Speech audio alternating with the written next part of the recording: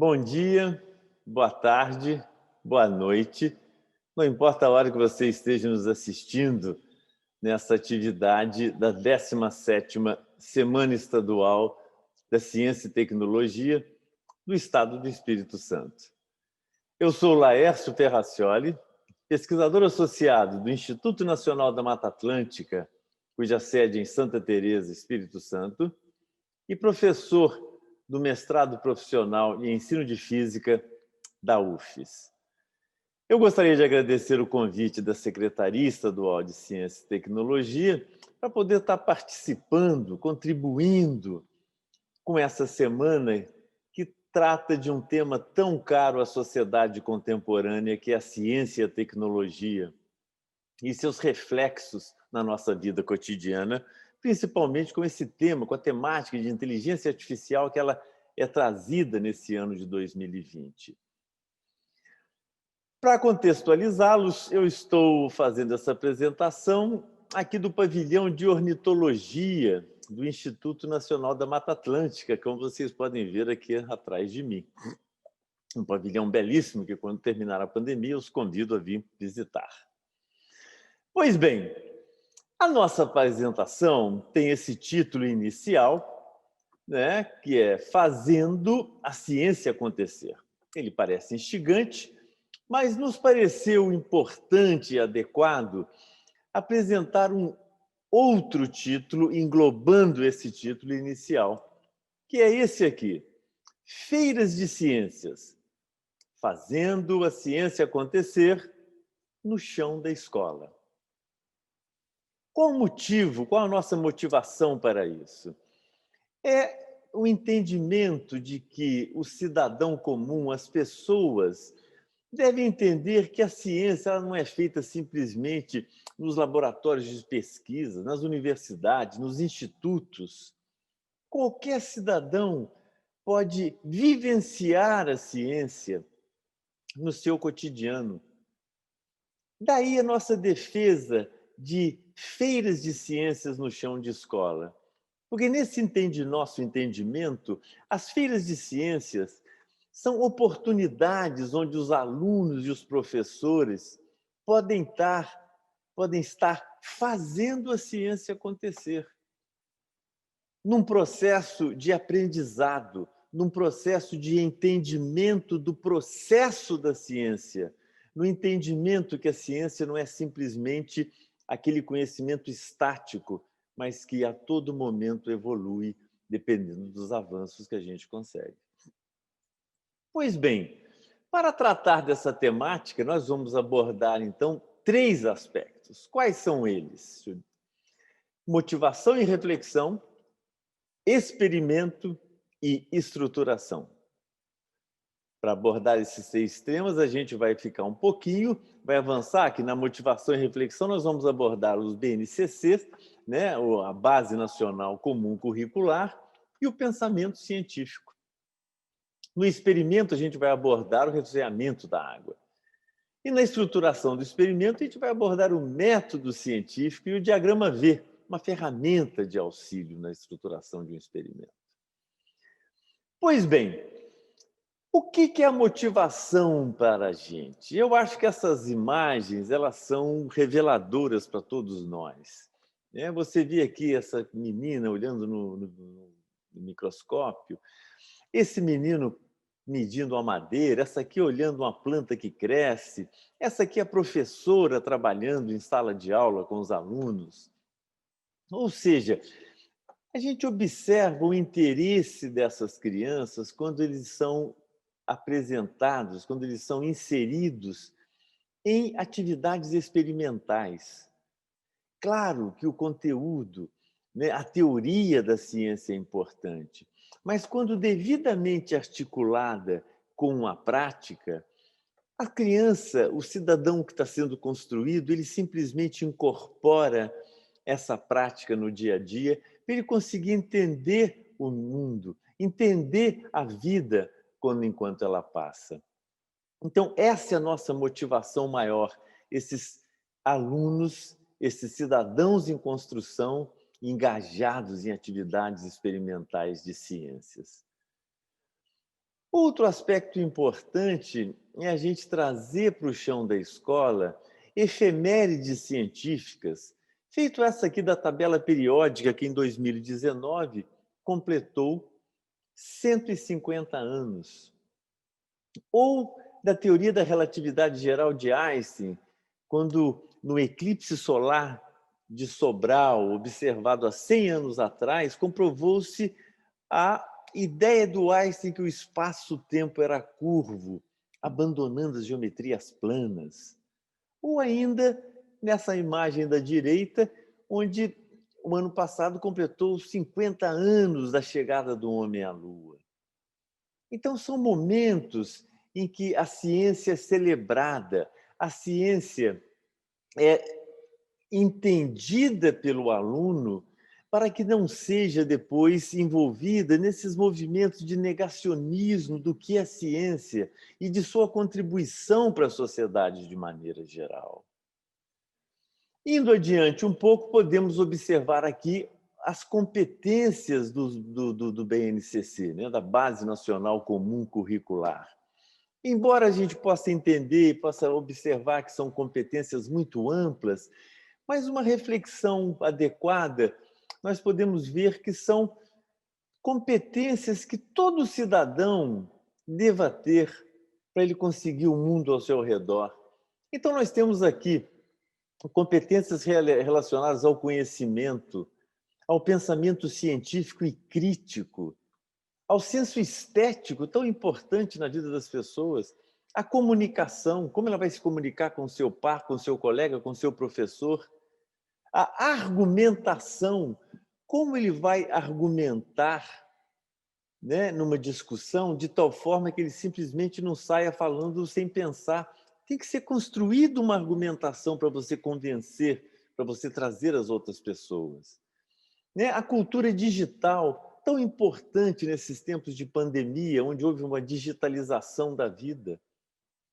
A autogestão, o autoconhecimento e autocuidado, ou seja, entendimento de o aluno enquanto pessoa, eu enquanto pessoa que eu tenho que me gerir, eu tenho que me cuidar. E a empatia e cooperação, quando eu estou olhando o próximo, onde eu estou analisando, no contexto de uma sala de aula, eu colaborar com a professora, com o meu colega, com outro grupo, onde eu estou fazendo uma atividade experimental. E, acima de tudo, a autonomia. Desse aluno ganhar autonomia para gerir, para tocar a sua vida ao longo, né, dentro da sociedade. Pois bem, a partir desse contexto, eu trago aqui uma sequência de imagens um pouco provocativas, talvez, que é importante dar uma observada. Essa primeira imagem, o que ela nos mostra? Né? Talvez ali um cidadão, um aluno olhando a natureza, e a natureza olhando para ele. Talvez ele olhando sem muito foco, sem direção, né? Mas que no segundo momento algo lhe desperta, e a partir daí ele passa a ter uma questão foco daquela natureza quando ele olha para dentro. Ele olha para dentro na busca do que ele já sabe sobre aquilo e o que ele pode encontrar na natureza para construir esse conhecimento. No próximo passo, essa pessoa, esse aluno, começa a articular, elaborar suas ideias com o que ele observou, com as dúvidas que surgiram, com as hipóteses que ele levantou. E, ao final desse processo, o que eu tenho? Eu tenho a construção do conhecimento, de uma resposta para aquilo do que eu estava observando. Isso, no fundo, são os passos do pensamento científico, que ele funciona como um organizador do processo de construção do meu conhecimento. Eu encontrar uma questão foco, entender o que eu já sei, entender, analisar o que eu observo e, a partir daí, encontrar uma resposta para o que eu estou buscando. Então, esse é o contexto do pensamento científico, a maneira, o quão importante como as feiras de ciência podem estar trabalhando. Nesse processo do pensamento científico e construção do conhecimento, eu construo o meu olhar. É uma construção do olhar. Novamente, eu olho a natureza de maneira bem ampla, sem muito interesse específico. Em algum momento eu mapeio algum aspecto que passo a observar para dentro de mim, para ver o que eu já sei, quais são as minhas dúvidas, quais são as minhas hipóteses. No passo seguinte, eu elaboro, eu construo, entendo o que eu estou observando, e na sequência eu consigo simplesmente manifestar, construir uma narrativa que traduza aquele conhecimento que eu construí.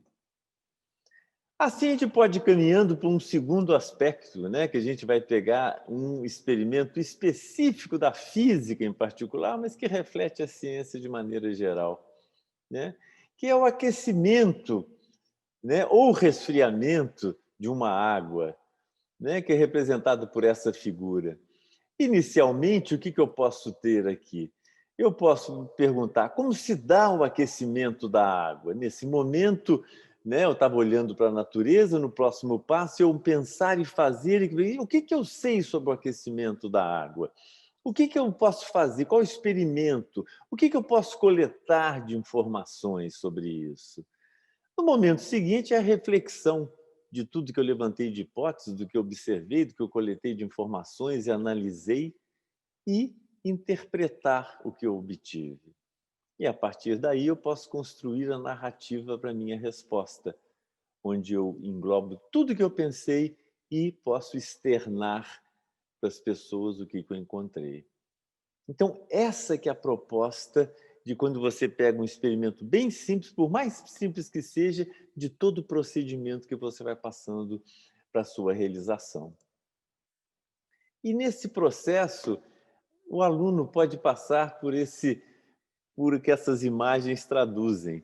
Ele pode ter um real entendimento do que é a expectativa inicial e do que é a realidade de quando eu passo a empreender, eu passo a realizar um experimento. Talvez inicialmente eu não tenha, esse aluno não tenha a noção de quantos calços e percalços ele pode passar, quantas dificuldades, quantos novos questionamentos podem surgir nesse processo. Então, essa expectativa que, peraí, eu vou fazer isso, eu chego ali rapidamente, não. Na verdade, você tem que caminhar pela construção do conhecimento, você tem que gerir todo esse processo para que você chegue em uma resposta específica. Outro aspecto importante é essa imagem, que essa imagem é uma imagem antiga de uma propaganda da Macintosh, dos computadores da Apple, né? Onde ela traduz o quê? É um menino olhando lá com o controle remoto na mão e perguntando: você tem 3 segundos, me impressione. Nessa digitalização que a gente vive, nesses tempos de pandemia, ou mesmo antes, né, é um aspecto muito importante. Quem tem paciência para parar e observar as coisas? Quem tem paciência para assistir uma apresentação dessa que eu estou fazendo? Né? Quem tem paciência de ouvir o próximo, de ouvir a argumentação do próximo? A sociedade está muito veloz, tudo tem que acontecer de uma hora para outra. Então, quando a gente traz esse experimento do aquecimento da água, ele é distinto, porque um experimento da mecânica, por exemplo, que é você jogar uma pedra, ela cai. Se você, na eletricidade, acende o interruptor, liga o interruptor, a luz acende, é uma coisa quase que instantânea. No aquecimento da água, não. É um processo lento. Você liga, vamos dizer, se você está usando um fogão, você liga lá a boca do fogão e a água vai esquentando, vai esquentando. Então, isso no fundo é um exercício de como a gente pode observar a natureza para a gente conseguir construir um conhecimento sólido, baseado em evidências e não simplesmente um conhecimento baseado em achismos, em coisas que eu imagino, mas que nunca comprovei. Então, esse exemplar do aquecimento da água é simplesmente para explicitar que a ciência demora, ela leva tempo e muito diálogo para ser construída. Aí a gente pode passar para esse aspecto aqui do terceiro ponto da nossa apresentação, que é o método científico, e abordar o diagrama V. O que é o diagrama V? O diagrama V nada mais é que uma ferramenta que trabalha o método científico, né? Que ela engloba, ela articula os elementos do método científico, mas como a gente vai ver daqui a pouco, ela é um pouco mais ampla do que se coloca nos livros didáticos de maneira geral. O que é o diagrama V? Ele é composto de 4 aspectos básicos. Uma questão que eu faço quando eu observo a natureza, né? Por quê? Passou um avião, por que o avião está lá em cima parado? Ou se eu quero fazer um experimento no laboratório, como eu falei, né? Como é que é o aquecimento da água? Mas a partir dessa questão e desse evento, desse experimento que eu imagino, antes eu vejo o que eu já sei, levanto as minhas hipóteses, e após realizar o evento, eu coleto dados, eu faço, por exemplo, lá no aquecimento da água, vejo a temperatura variou de 1 em 1 grau, mas quanto tempo ela gastou, e ao final desse processo eu chego na resposta da minha pergunta. E sem esquecer que dessa setinha para lá e para cá, aqui nos dois sentidos, por quê? O conhecimento só é construído quando eu tenho a articulação do pensar e do fazer, da teoria e da prática. Se você privilegia somente o lado do pensar, da teoria, ou o lado só do fazer, você fica faltando aspectos para construir um conhecimento robusto e que consiga dar conta do mundo ao meu redor, ao nosso redor que a gente vive. Então, nesse aspecto, um pouco adiante, esse lado do pensar a gente chama de domínio conceitual, que é o lado da teoria, o que eu já sei, das hipóteses, dos conceitos que eu tenho. E aqui o domínio metodológico. Metodológico vem do quê? Vem de método, vem do lado do fazer. Uma vez que eu realizei o evento, eu estou coletando dados, estou separando os dados, o que é dado importante ou não, separando o joio do trigo, interpretando, fazendo modificações desses dados, por exemplo, fazendo gráficos, tabelas. A partir desses gráficos e tabelas, eu interpreto e chego na resposta da questão inicial que eu tinha. Então, essa é a ideia do diagrama V. E, novamente, sempre o lado do domínio conceitual e o metodológico conversando, porque você está aqui, você olha para cá, de cá você olha para cá, ou seja, essa é a construção do conhecimento de maneira geral. E, no fundo, essa imagem que eu coloco aqui é que o diagrama V coloca o que é. Ela é uma grande engrenagem onde você está olhando a questão, o pensar, o fazer, o evento, e a coisa anda engrenada de tal forma, se você segue esse procedimento de maneira cuidadosa, cautelosa, observando, você vai chegar na sua resposta, na resposta à questão que você confeccionou inicialmente. Em relação ao experimento do aquecimento da água, mais ou menos seria isso aqui, um diagrama V. Eu tenho aqui minha questão básica, tenho aqui o meu evento, que no fato eu tenho aqui uma tigelinha com uma vela embaixo aquecendo, mas antes eu vejo os princípios, as hipóteses que eu tenho. Por que será? Como é que vai ser aquecer? Eu posso pensar antes de fazer, peraí, isso pode acontecer assim, um assado que eu posso anotar. E a partir daqui eu tenho os conceitos envolvidos. Ao realizar esse experimento, eu estou lá tomando nota, fazendo registros, colocando lá, tomando nota, variou de 1 grau, foi tanto tempo, e assim vai indo, eu posso construir gráficos e tabelas, como eu disse anteriormente, posso analisar e chegar nas conclusões que são as respostas à questão básica de pesquisa. Então, essa é a ideia do diagrama V. É uma maneira de organizar o pensamento e o procedimento de um experimento em sala de aula. Aparentemente, ele pode parecer um pouco complexo, mas na medida que você vai utilizando, você vai ganhando clareza e ele vai te levando naturalmente a esse processo de construção do conhecimento. Novamente, só acrescentei o lado conceitual e metodológico aqui nessa volta. Nessa imagem, a gente tem o diagrama V um pouco mais completo, né? Se você quiser depois aprofundar um pouco, né? O lado conceitual, você tem as filosofias, teorias, princípios, conceitos. E uma vez que você realizou o experimento aqui, ou observou, que esse evento, o que que é? O evento é um experimento que você faz em sala de aula, no laboratório, ou um evento que você observa na natureza. Mas, à medida que você observa o evento, você faz registros desse evento, né? Do que você observou? Foi a temperatura? Foi o tempo? Ou seja, qualquer tipo de informação que seja relevante a esse experimento. Na sequência, eu seleciono, separo o joio do trigo. O que são os fatos? O que são os registros realmente? Geralmente eu cometo algum erro que eu posso entender e posso selecionar. Aí faço as transformações, analiso os resultados, interpreto e chego na resposta à questão básica de pesquisa. Sempre na contínua interação entre o domínio conceitual, que eu já sei, e o domínio metodológico, e no que eu vou fazendo. É assim que se constrói a ciência. Sempre na conjunção, na interação contínua desses dois lados. E aqui cabe um comentário que eu acho pertinente. Eu trago essa imagem do método científico, que é o tipo de um encarte que geralmente aparece. E a crítica que eu faço a esse encarte, eu acho que vocês vão me entender, é que ele prioriza uma perspectiva dedutiva do conhecimento científico.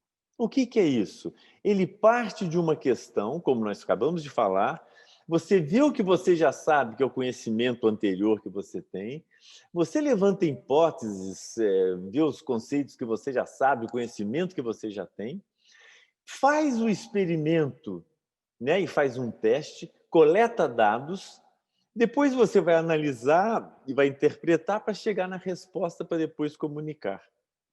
Só que essa perspectiva que esse gráfico, como é que fala, esse encarte do método científico coloca, é a perspectiva simplesmente dedutiva, né? Eu já tenho conhecimento e vou deduzir algo para chegar. Mas na questão científica, você tem a perspectiva indutiva. O que é isso?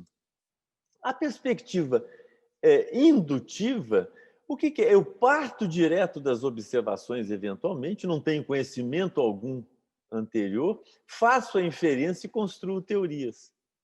Que aqui no diagrama V fica claro essa perspectiva.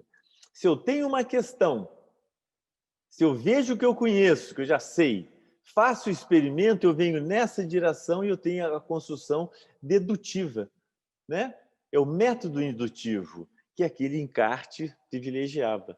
Mas essa perspectiva aqui, onde você tem simplesmente ser parte do método, ser parte do evento coleta dados, para daí inferir e construir uma teoria, aquele encarte não privilegia. Então, o grande conhecimento que o diagrama V lhe proporciona em relação ao método científico é o entendimento que o conhecimento pode ser construído tanto numa perspectiva de predição quanto de inferência. E assim a ciência cresce. Assim é o que a gente pode estruturar experimentos em sala de aula. É assim que a gente pode estruturar experimentos para realizar uma feira de ciências. Que dessa forma o aluno está sendo introduzido, está sendo apresentado, está praticando o método científico de uma maneira mais ampla, tanto na perspectiva da dedução quanto da indução.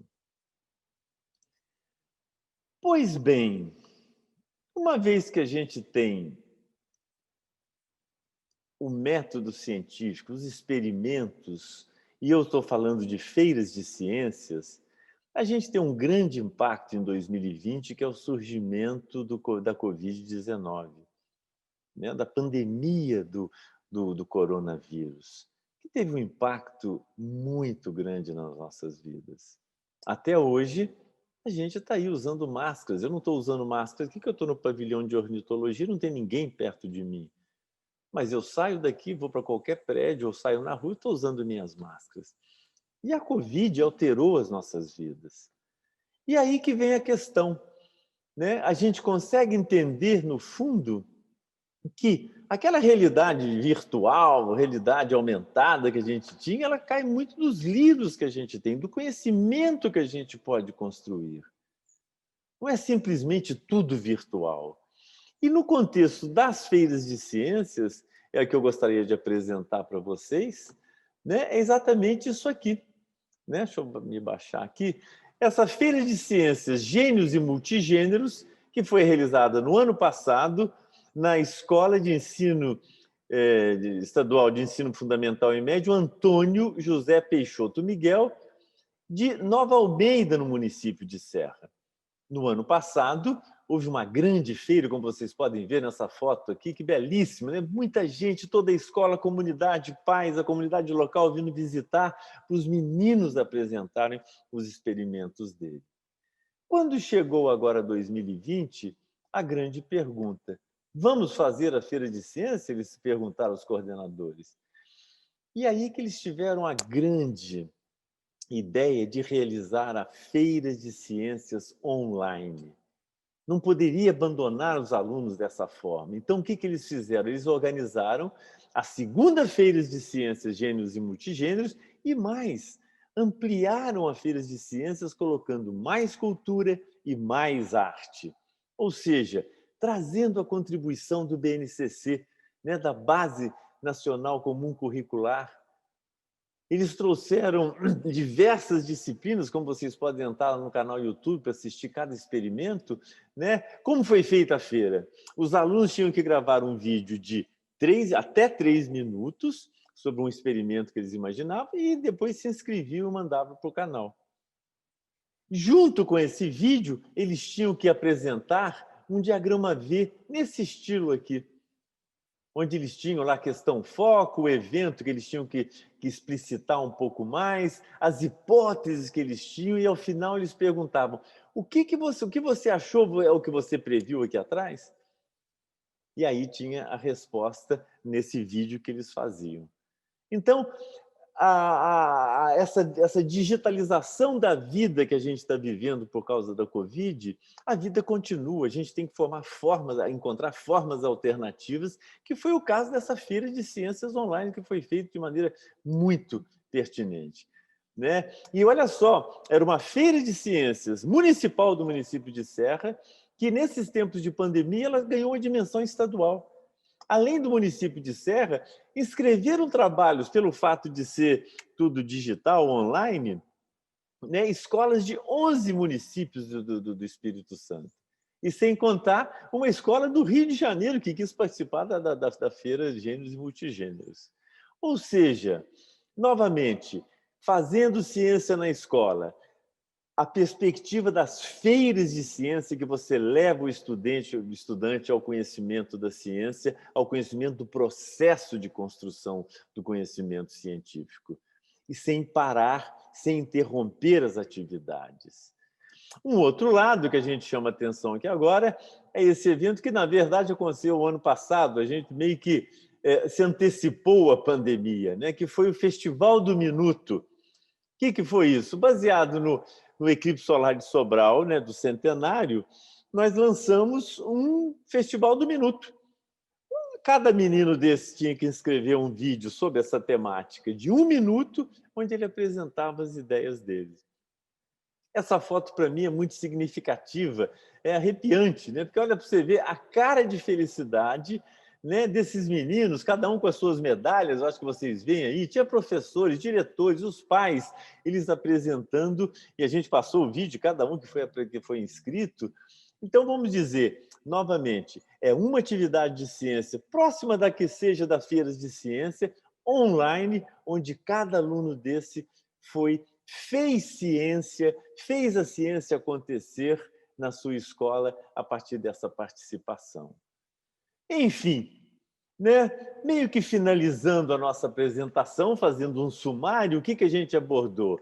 São as feiras de ciência como uma maneira de fazer ciência acontecer no chão da escola. De que maneira? A partir de uma motivação, de uma reflexão, de um experimento e de uma estruturação. Essa sequência de passos, no fundo, reflete a sequência de passos do método científico, e que, no fundo, é a grande ideia das feiras de ciências, né? Nesse olhar de que as feiras de ciências são ações em que os alunos estão fazendo a ciência acontecer no chão da escola. Eu fico por aqui, agradeço a presença de todos e aqui embaixo está meu e-mail. Quem quiser entrar em contato, por favor, estou à disposição para a gente espalhar feiras de ciências por esse Espírito Santo. Bom dia, boa tarde ou boa noite, não importa a hora que você está nos assistindo. Até mais.